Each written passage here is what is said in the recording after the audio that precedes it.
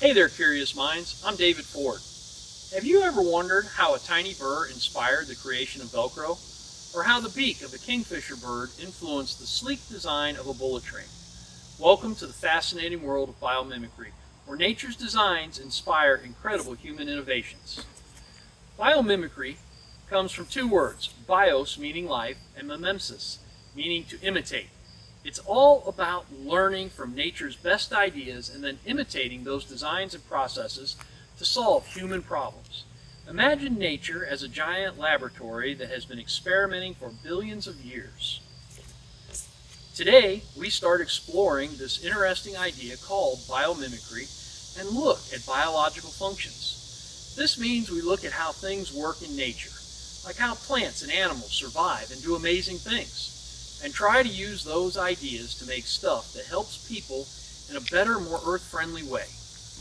Biomimicry is all about learning from nature's smart ways to solve our problems. For example, when we see a cool trick that an animal or plant does to live and thrive, we think about how we can use that trick to improve our own inventions and designs.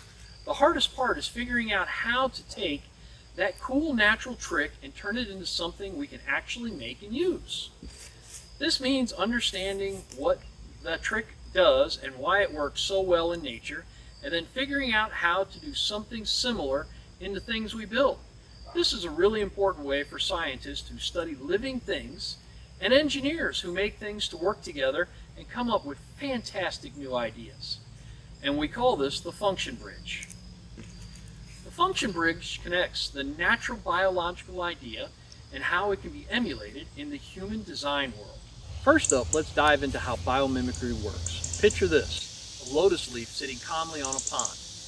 Have you noticed how water rolls right off it, taking dirt along with it? Scientists sure did. They were amazed. They studied the leaf and created paints and fabrics that mimic this self-cleaning ability. That's biomimicry in action. But it's not just about copying what we see. It's about understanding the principles that make these natural phenomena possible. By studying the structure of a lotus leaf at the microscopic level, scientists were able to create materials that have similar properties. It's like unlocking nature's secrets to make our lives better.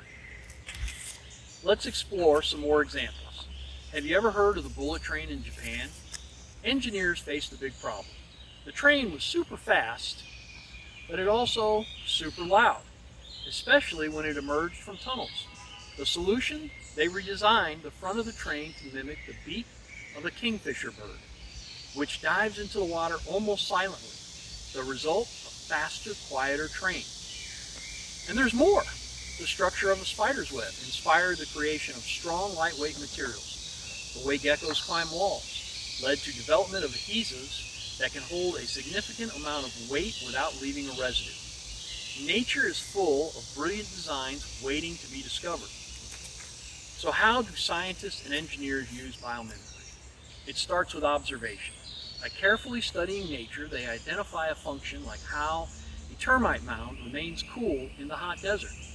Next, they abstract this function into a principle that can be applied to human needs, like designing buildings that stay cool without air conditioning. Finally, they apply this principle to create innovative solutions. Biomimicry is not just about creating new products. It's about changing the way we think. It encourages us to respect nature, learn from it, and design solutions that are sustainable and beneficial for our planet. As we continue to face challenges like climate change and resource depletion, biomimicry offers a hopeful path forward. By looking to nature's wisdom, we can find innovative ways to live harmoniously with our environment. Who knows what amazing inventions the future holds, inspired by the incredible world around us. Thanks for joining me on this journey into the world of biomimicry. Keep observing, keep questioning, and keep innovating. Until next time, stay curious.